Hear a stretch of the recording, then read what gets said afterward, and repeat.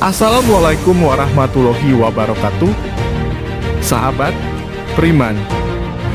Sahabat beriman, cara hisab, pertanggungjawaban amal, di hari kiamat kelak akan berbeda-beda pada masing-masing setiap manusia. Hal ini dipengaruhi oleh seberapa besar amal kebaikan yang diperbuat manusia tersebut selama di dunia.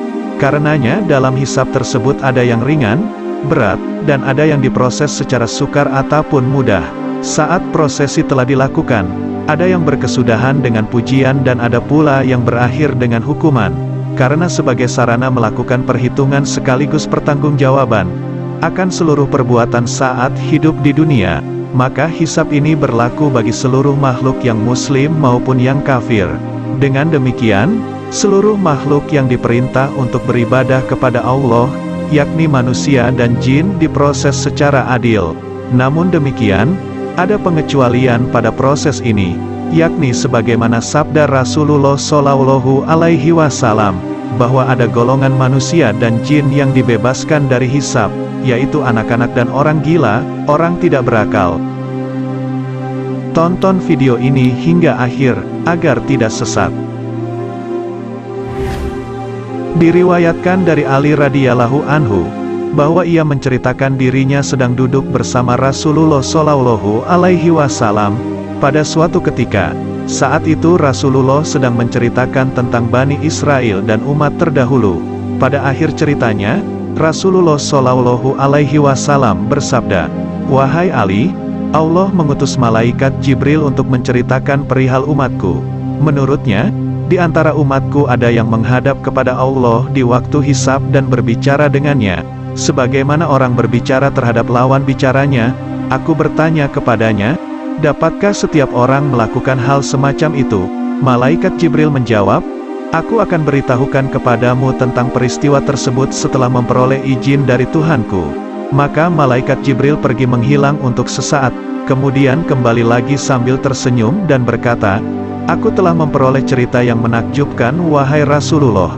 Aku pun menanyakan perihal kisah menakjubkan yang dimaksud, dan malaikat Jibril akhirnya menceritakan, "Pertama, ketahuilah wahai Rasulullah bahwa di hari kiamat, Allah Subhanahu wa Ta'ala menyerahkan buku catatan amal seseorang.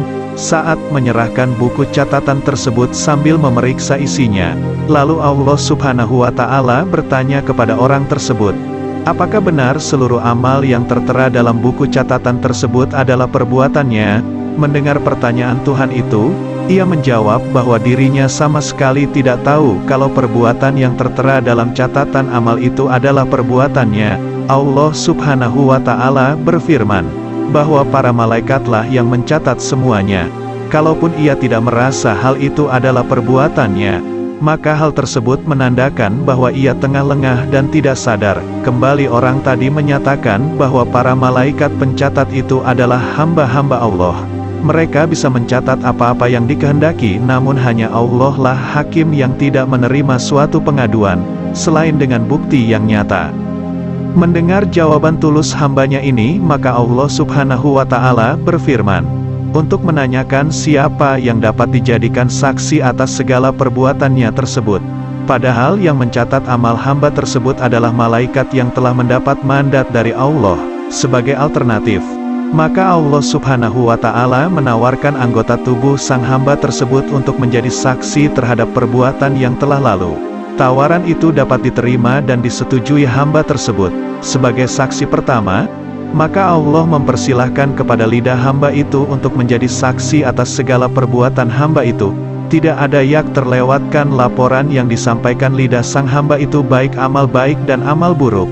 Mendengar kesaksian lidahnya, maka hamba itu berkata, "Wahai Tuhanku, Engkau mengetahui bahwa lidahku adalah musuh selama hidup di dunia, dan hampir pasti segala dosa terjadi berawal sebab dan lantaran kelancangannya. Karena Engkau adalah hakim yang adil, maka tentunya tidak akan menerima kesaksian musuh terhadap musuhnya sendiri." Dengan jawaban hambanya tersebut, kemudian Allah Subhanahu wa Ta'ala berfirman, "Baiklah, aku panggil kedua tanganmu untuk memberikan kesaksian." Dengan izin Allah, maka berbicaralah kedua tangannya itu menceritakan segala perbuatannya selama di dunia. Namun begitu selesai, Orang itu tetap menolak apa yang telah dikemukakan kedua tangannya dalam pandangan ini, dengan alasan sebagaimana syariat Rasulullah Shallallahu Alaihi Wasallam yang menyatakan bahwa keberadaan satu saksi tidaklah mencukupi bagi diterimanya sebuah pengaduan atau juga kesaksian. Karenanya, harus ada saksi yang kedua untuk menguatkan kesaksian yang pertama. Padahal kedua tangan yang memberikan kesaksian itu termasuk ke dalam satu saksi. Lalu Allah Subhanahu wa Ta'ala menerima alasan yang dikemukakan hambanya ini, dan kemudian memerintahkan kedua kaki orang tersebut untuk memberikan kesaksian. Dan sebagaimana pada kesaksian sebelumnya, dengan izin Allah Subhanahu wa Ta'ala, kedua kaki orang ini berbicara sekaligus menceritakan segala amal perbuatannya saat hidup di dunia. Dengan kesaksian yang diberikan oleh kedua kakinya, terdiamlah orang ini dengan heran sekaligus merasa takjub. Lalu ia menegur kepada anggota tubuhnya yang satu persatu memberikan kesaksian. Wahai anggota tubuhku, aku adalah kamu dan keberadaanmu juga merupakan keberadaanku. Aku telah membelamu agar selamat dari api neraka, tetapi kamu malah menjerumuskanku ke sana. Mendengar perkataan orang ini, maka seluruh anggota tubuhnya berkata, kami diperintahkan untuk memberikan kesaksian yang benar dan mengucapkan kata-kata yang benar. Akhirnya Allah Subhanahu wa Ta'ala memutuskan agar malaikat Zabaniyah menyeret orang tersebut ke dalam neraka. Kemudian orang ini berkata setelah mendengar vonis Allah, di manakah rahmatmu, wahai yang maha penyayang? Allah Subhanahu wa Ta'ala berfirman, rahmatku hanya akan diberikan kepada orang-orang yang beriman. Jika engkau mau mengakui kesalahanmu, aku akan mengampuni dosa-dosamu. Orang itu selanjutnya berkata, wahai Tuhanku, aku mengaku bersalah, aku sangat takut terhadap api neraka. Lalu Allah Subhanahu wa Ta'ala berfirman kepada para malaikat, bawalah hambaku ini ke surga, sebab aku telah mengampuninya.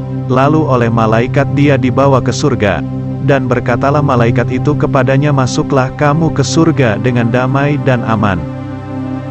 Wallahu alam bisawab. Itulah yang bisa kami sampaikan kepada sahabat beriman sekalian. Semoga bermanfaat dan menguatkan iman kita untuk menghindari dari apa yang diharamkan oleh Allah Subhanahu wa Ta'ala. Sebab, tidaklah lebih baik dari yang menulis ataupun yang membaca, ataupun yang mendengar, karena yang lebih baik di sisi Allah adalah yang mengamalkannya.